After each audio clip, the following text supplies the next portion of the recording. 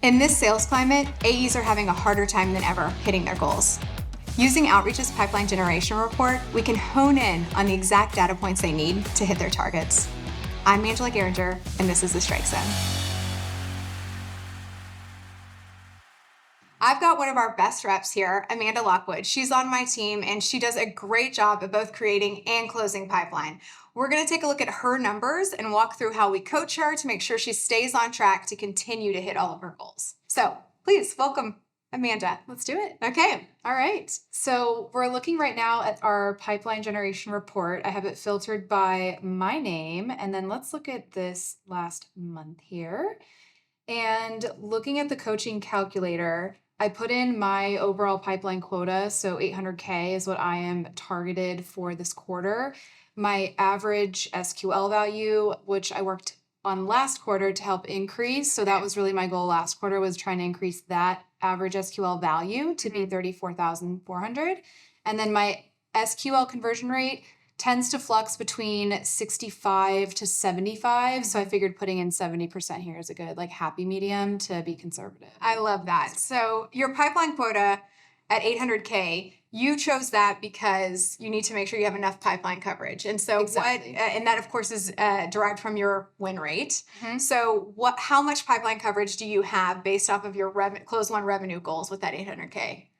So right now I have, in terms of what I have today in my pipeline, or I have about 600K today in pipeline, so that I'm currently working of active opportunities. Mm-hmm. And so this I'm taking into account, thinking about, generating the full 800. I want to have at least 5x my quota. Beautiful. Yeah. So with the 20% win rate, 5x pipeline coverage, this is why you got the 800K. Yeah. Beautiful. Okay. So let's look then. How many meetings you booked last month? Let's check it out. You got 51. 51. Which is amazing. And based off of your goals that you put in here, how many prospects do you need to sequence and how many calls did you need to make each week to book the X number of meetings? I needed to get 55 people into sequence. Great. And then I needed to get about 219 calls for outbound cold calling. Lovely. And then that would yield the 3 meetings per week, which would get you to your targets. Perfect. Okay. So you were able to book 51 meetings last month. Yes. No small feat. Good job. Okay, good. I was busy. We like that. We like that. Okay, so let's scroll down to see all the things that you were able to do. So it looks like your meeting conversion rate was 33%, which is so high. We want a minimum of 10% on that meeting conversion rate. And really what that means is, of course, is that when you get the right person on the phone, you're converting them into a meeting booked.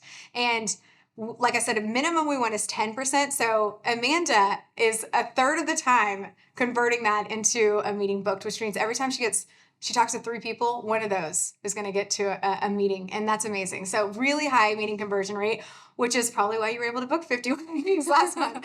Fantastic. And then your hold rate, 90%. That's amazing. Your hold rate too, we want a minimum of about 70% or 80% on a meeting hold rate. So that means that the meetings that you're booking were really high quality. So incredible. Doing activities to make sure they stay. I love that. Confirmation sequences, all that good stuff. Yeah, good. Okay, fantastic. I'm going to scroll down a bit. Okay. This is going to give me more information around the calls I'm making. Mm-hmm. So what I did last month was around 200 outbound calls, and then my connect rate being about 4%. I have a feeling I know what you're going to say here, but I'm curious what your thoughts are. Yeah, so the correct connect rate, 4%, is lower than what we want to see, right? We want to see a minimum of 10%. When you have a low correct connect rate, a lot of times you should be looking at who are you prospecting, what time are you calling them, is there a lot of numbers where you're calling phone trees, is your data what it needs to be? All of those things can contribute to ensuring that you're talking to the right person.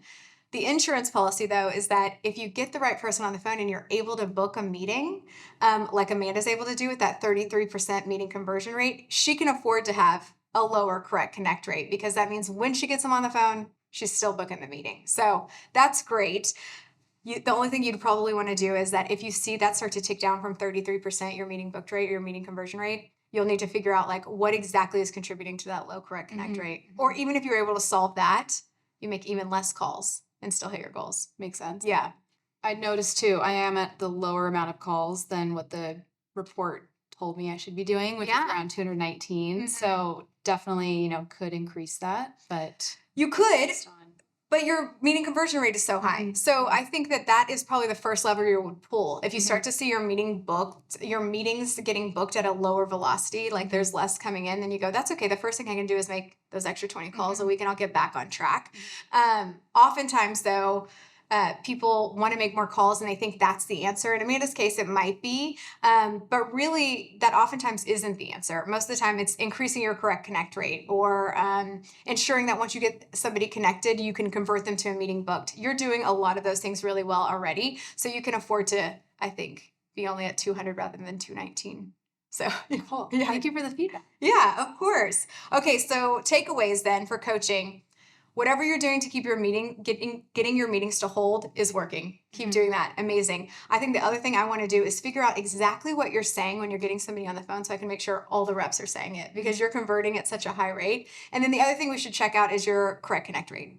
If you're at 4%, let's maybe shift your call blitz times. Maybe if you called during certain hours at different times, we could kind of track that for the next 2 weeks and see if we can make a dent in that 4%. At least bump it up maybe 2. We've seen, I feel like Monday mornings, Friday afternoon. We love Friday afternoon. You love a Friday afternoon cold call. It's true. It's true. Yeah, but great job. I'm so excited. You're definitely going to hit your goals this quarter. So Thanks, Angela. keep up the good work. Appreciate it. Yeah.